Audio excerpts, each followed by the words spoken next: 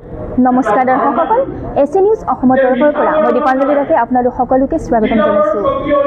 প্ৰিয় দৰ্শক, বৰ্তমান সময়ত এটা অতি জনপ্ৰিয় আৰু প্ৰভাৱশালী ক্ষেত্ৰ হৈছে ই মিডিয়া।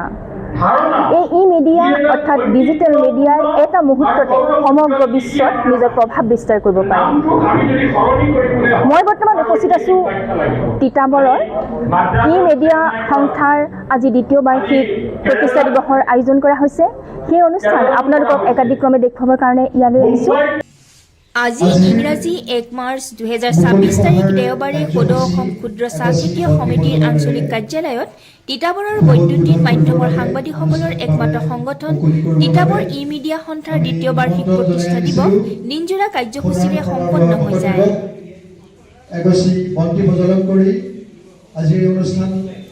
অনুষ্ঠানটিৰ পতাকা উত্তোলন কৰে সংস্থাৰ সভাপতি প্ৰকাশ বৰদলৈয়ে। ইয়াৰ পাছতে স্মৃতি তৰ্পণ কাৰ্যসূচী আনুষ্ঠানিকভাৱে মুকলি কৰে উপসভাপতি সঞ্জীৱ দত্তই।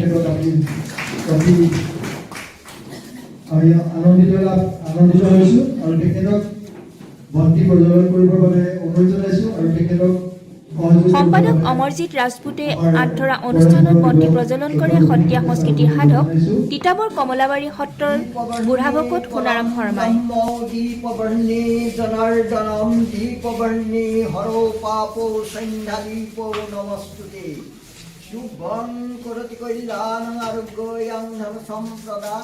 শত্ৰু বুদ্ধি বিনাশায় দীপবৰ্ণী নমস্তুতে দীপবৰ্ণী নমস্তুতে দীপবৰ্ণী নমস্তুতে।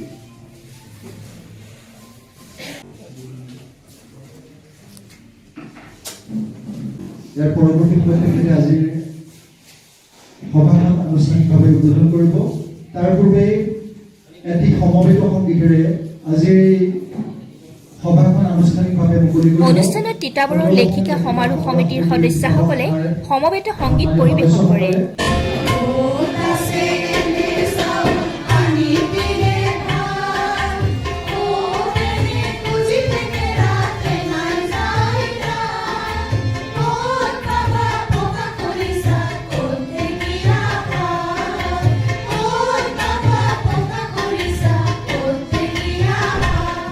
বিশিষ্ট সমাজকৰ্মী তথা তিতাবৰ নন্দনাথ শইকীয়া মহাবিদ্যালয়ৰ অৱসৰপ্ৰাপ্ত উপাধ্যক্ষ ডক্টৰ বুদ্ধিন্দ্ৰনাথ শইকীয়াৰ সভাপতিত্বত অনুষ্ঠিত হোৱা গাম্ভীৰ্যপূৰ্ণ মুকলি সভাৰ আঁত ধৰে সাংবাদিক প্ৰকাশ বৰদলৈয়ে।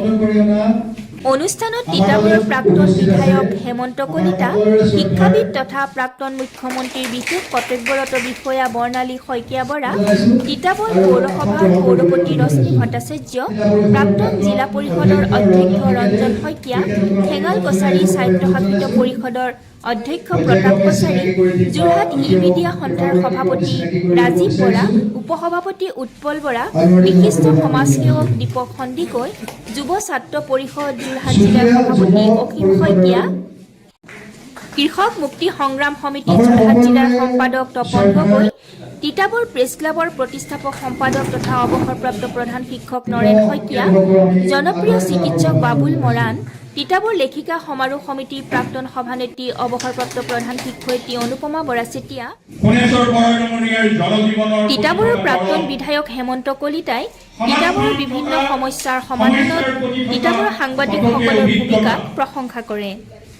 আৰু মানুহক লৈ প্ৰকৃতভাৱে উন্নতিকামী এটা মনোভাৱ লৈ কৰা ৰাজনীতিৰ ফলশ্ৰুতি 17 মাহ কাল মাত্ৰ মন্ত্ৰী আছিল কোনেশ্বৰ বৰা ডাঙৰীয়া। ইয়াৰ উপৰিও 70ৰ দশকতে দৈনিক জনমত কাকতৰ যোগেদি সাংবাদিকতাৰ লগত জড়িত হোৱাৰ লগতে তিতাবৰৰ পৰা প্ৰকাশিত উত্তৰণ আৰু সাপ্তাহিক আমাৰ খবৰ কাকতৰ মুখ্য সম্পাদকৰ দৰে গধুৰ দায়িত্ব নিষ্ঠাৰে পালন কৰাৰ লগতে এই অনুষ্ঠানতে তিতাবৰৰ সমাজ জীৱনৰ অতি গুৰুত্বপূৰ্ণ ব্যক্তি সু-সাহিত্যিক জ্যেষ্ঠ সাংবাদিক তথা সংগঠক পৰেশ বৰুৱাক তেখেতৰ জীৱনজোৰা সাধনাৰ বাবে ই মিডিয়াৰ তৰফৰ পৰা বিশেষভাৱে সম্বৰ্ধনা জ্ঞাপন কৰা। অনুষ্ঠানত শিল্পী সাংবাদিক দ্বিজেন্দ্ৰ নাৰায়ণ ৰাওৱে জুবিন গাৰ্গৰ মুক্তি নোপোৱা এটি সুন্দৰ গীত পৰিৱেশন কৰি সকলোকে আপ্লুত কৰে। তেখেতৰ লগত বাদ্যযন্ত্ৰ সংযোগ কৰে শিল্পী মীনাৰাম দাসে। সভাৰ সভাপতি ডক্টৰ বুধীন্দ্ৰনাথ শইকীয়াই সভাপতিৰ ভাষণত তিতাবৰৰ সংবাদ মাধ্যমৰ ভূমিকা আৰু কৰ্তব্যৰ ওপৰত আলোকপাত কৰি বক্তব্য প্ৰদান কৰাৰ লগতে সভাৰ শেষত সাংবাদিক প্ৰকাশ বৰদলৈয়ে উপস্থিত সকলোকে শলাগৰ শৰাই আগবঢ়ায় আৰু সভাত উপস্থিত থকা সকলোৱে একেলগে জাতীয় সংগীত পৰিৱেশন কৰে।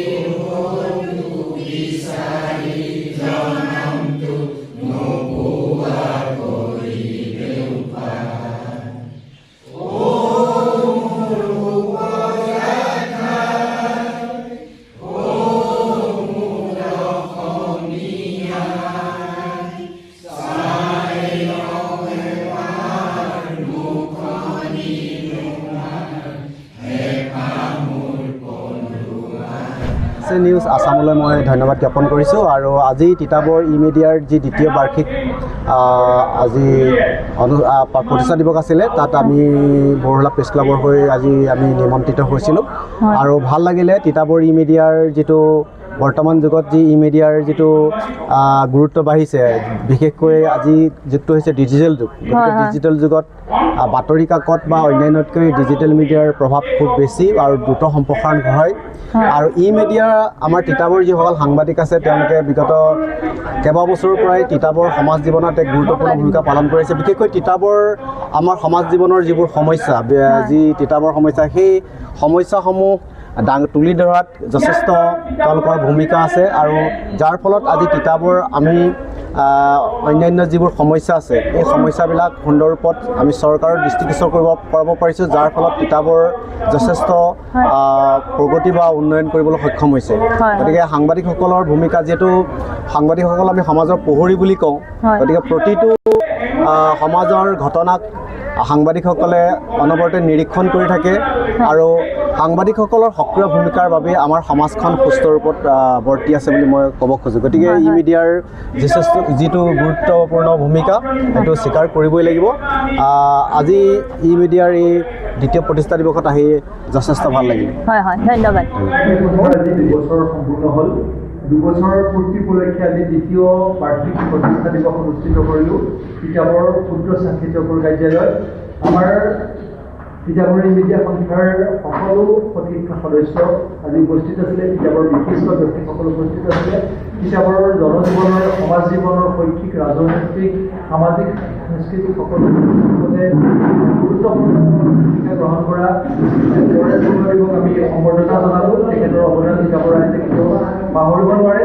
আমাৰ মাজত উপস্থিত আছিলে শ্ৰী শ্ৰী কমলাবাৰী সত্ৰৰ মানে বুঢ়াভকত, ব্যক্তিয়ে আজি বন্তি প্ৰজ্বলনেৰে আমাৰ এই অনুষ্ঠান উদ্বোধন কৰিলে আৰু আমাৰ এই অনুষ্ঠানৰ সভাপতি হিচাপে তিতাবৰ সমাজ জীৱনৰ অতি গুৰুত্বপূৰ্ণ এগৰাকী বিশিষ্ট সমাজকৰ্মী ডক্টৰ বুধীন্দ্ৰনাথ শইকীয়াদেৱে সভাপতিত্ব কৰিলে আৰু আমাৰ অনুষ্ঠানত আজি বহুকেইগৰাকী বিশিষ্ট ব্যক্তিয়ে অংশগ্ৰহণ কৰিলে। তিতাবৰ দল সংগঠনৰ ব্যক্তিসকল উপস্থিত আছিলে। আমি সকলোৰে সহযোগত আজি এই ই মিডিয়া সন্থাৰ দ্বিতীয় বাৰ্ষিক প্ৰতিষ্ঠা দিৱস অনুষ্ঠিত কৰিলোঁ আৰু আমাৰ পুৱা ইতিমধ্যে পতাকা উত্তোলন স্মৃতি তৰ্পণ হৈ গ'ল আৰু দিনজোৰা কাৰ্যসূচীৰ এই অনুষ্ঠান হ'ল। দুপৰীয়া যি আমাৰ মুকলি সভা হৈছিলে, এই মুকলি সভাতে সকলোৰে অংশগ্ৰহণ সকলোৱে কৰিলে। আমি সকলো নথৈ সুখী আৰু এনেধৰণে আজি দ্বিতীয় বাৰ্ষিক প্ৰতিষ্ঠা দিৱস যি অনুষ্ঠানৰ ই মিডিয়া প্ৰতিষ্ঠা দিৱসৰ আপুনি এগৰাকী সন্মানীয় অতিথি হিচাপে আজি উপস্থিত আছে। যিহেতু আমি জানো আপোনাৰ স্বামী এগৰাকী নিৰ্ভীক সাংবাদিক আছিল, সাংবাদিকতাৰ ক্ষেত্ৰৰ লগত আপুনি খুব ভালদৰে পৰিচিত। গতিকে মই আপোনাৰ পৰা জানিব বিচাৰিছোঁ, আমাৰ আচলতে সাংবাদিকসকলৰ মুখ্য উদ্দেশ্য কেনেকুৱা হোৱাটো উচিত? এইটো সৰ্বজনবিদিত। সাংবাদিকসকলৰ মুখ্য উদ্দেশ্য সমাজ সংগঠন কৰা, সমাজৰ বিভিন্ন জেগাৰ বা বাতৰিসকল আনি বা বাতৰি আনি তেখেতসকলে অতি তীব্ৰ গতিত সমাজৰ সকলো ৰাইজক অৱগত কৰি জ্ঞানপ্ৰাপ্ত কৰি সমাজ গঠনত এক মুখ্য ভূমিকা, যিহেতু সাংবাদিকসকল চতুৰ্থ স্তম্ভ গণতন্ত্ৰ, গতিকে গঠন কৰি সমাজক সুবাৰ্তা প্ৰদান কৰি দিনে দিনে সমাজ যাতে ভাল হয় তাৰ কাৰণে অন্য যিসকল শিক্ষক কৃষক চিকিৎসক দেশ পৰীক্ষকসকলে কৰিয়ে আছে তেনেকৈ সাংবাদিকসকল বহুত ডাঙৰ ভূমিকা ল'ব পাৰে সমাজখন গঠন কৰিব লাগে আৰু এতিয়া ইলেক্ট্ৰনিক মিডিয়া আজি তিতাবৰ ইলেক্ট্ৰনিক মিডিয়া দি বাৰ্ষিক প্ৰতিষ্ঠা দিৱস তেখেতসকলৰ মাত্ৰ চালুকীয়া অৱস্থাত আছে ই মিডিয়া এতিয়া শক্তিশালী হৈ আহিছে প্ৰিণ্ট মিডিয়াও জৰুৰী ই মিডিয়াও জৰুৰী ই মিডিয়াই শক্তিশালী হৈ অহা অৱস্থাত নতুন যুৱকসকল যিসকলে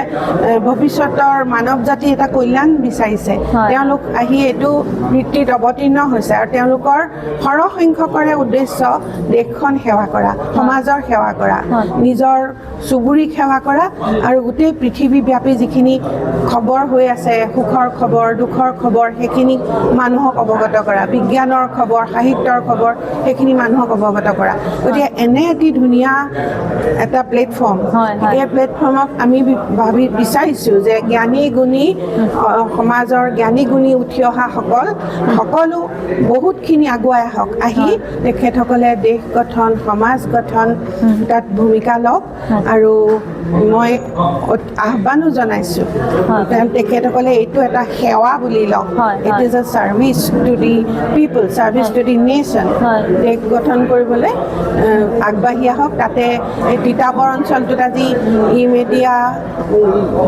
দ্বিতীয় বাৰ্ষিক জন্ম দিৱস পাতিছে এয়া এইবিলাক শক্তিশালী হওক বছৰ ধৰি তেওঁলোকে এখোজ দুখোজকৈ দুপৰলৈকে বিশেষকৈ আজি তিতাবৰলৈ যিহেতুকে আহিলোঁ তিতাবৰৰ ই মিডিয়া তেখেতসকলে মানে অসমৰ ক্ষেত্ৰত জিলিকি পৰক আৰু মই বিচাৰিছোঁ আজি আপুনি এগৰাকী মহিলা সাংবাদিক আপোনাৰ দৰে মই অন্তৰৰ পৰা বিচাৰিছোঁ ছাত্ৰীসকল যুৱতীসকল মহিলাসকলে মিডিয়াৰ ক্ষেত্ৰত আগভাগ ল'বলৈ আগবাঢ়ি আহক আৰু আজি সকলোৱে কৈছেই আজি আমাৰ এখন সত্ৰৰ সোণাৰ শৰ্মা বুঢ়া ভকত ডাঙৰীয়া আহিছে তেওঁ নিজে কৈছে যে যি সময়ত তেওঁ কোনো আঁতিগুৰি পোৱা নাছিল যে কি হ'ব মোৰ উঠি আহিব লগা হৈছে এটা মাজুলীৰ পৰা ইয়াত সংস্থাপিত হৈছে কিন্তু উন্নতিৰ মুখ দেখা নাই তেতিয়া তেখেতে যেতিয়া সাংবাদিকৰ ওচৰ চাপিছিল তেতিয়া প্ৰিণ্ট মিডিয়া আৰু ইলেক্ট্ৰনিক মিডিয়াই যিটো ফ'কাছ